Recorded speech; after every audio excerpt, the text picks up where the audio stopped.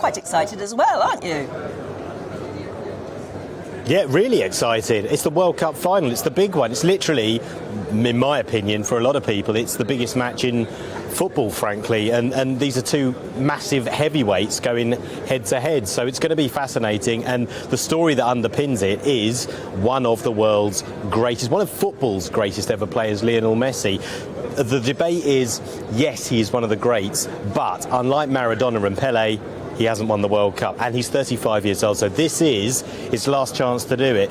On the other team, for France, Kylian Mbappe is 23 years old. He's already won the World Cup, and he's only 23, and he's actually a clubmate of Lionel Messi. They play for Paris Saint-Germain, so he can become a two-time World Cup winner, just like Pelé, whereas Lionel Messi can cement his status as one of the greats. So there's the undercurrents of these personal milestones built within the fact that two fantastic footballing countries are going to go head-to-head at 3 o'clock your time.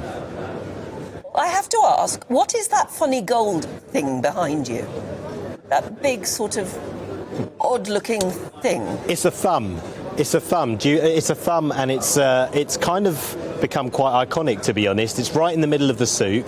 I'll be honest, I don't quite know why it's there, but everyone gathers around it. So if you need a meeting point, like the famous clock at Waterloo Station, go to the golden thumb in the souk, and that's where you end up meeting people, and people tend to kind of congregate around it. How weird. Yeah, well, just down to spot that.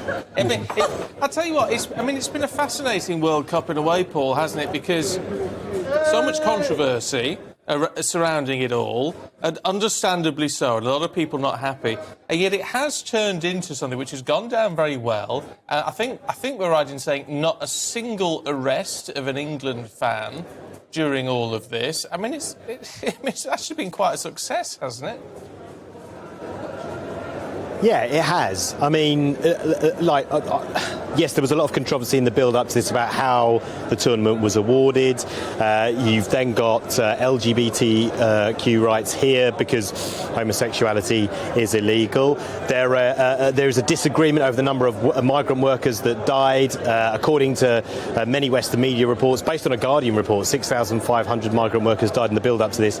But the Qataris say that figure is much, much, much, much lower, and 2 migrant workers did die during the tournament. So there have been some problems with the tournament, but overall, I would say as a fan experience, it has been overwhelmingly positive because the size of the country means you can easily get around.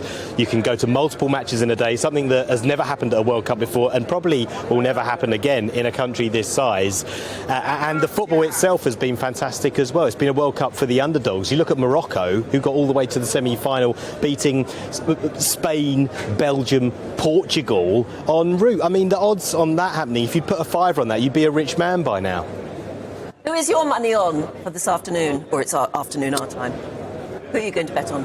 I'm going to go for Argentina. Argentina, to be honest, because I just think Lionel Messi, he's been playing at another level in this tournament, and it feels like he understands that this is the moment he has to do it. And I just think I'm feeling quite romantic. I think that Argentina will do it this afternoon. It'll be all about. This won't be the Qatar World Cup. This will be Lionel Messi's World Cup. Oh, controversial. Paul, thank you very much indeed.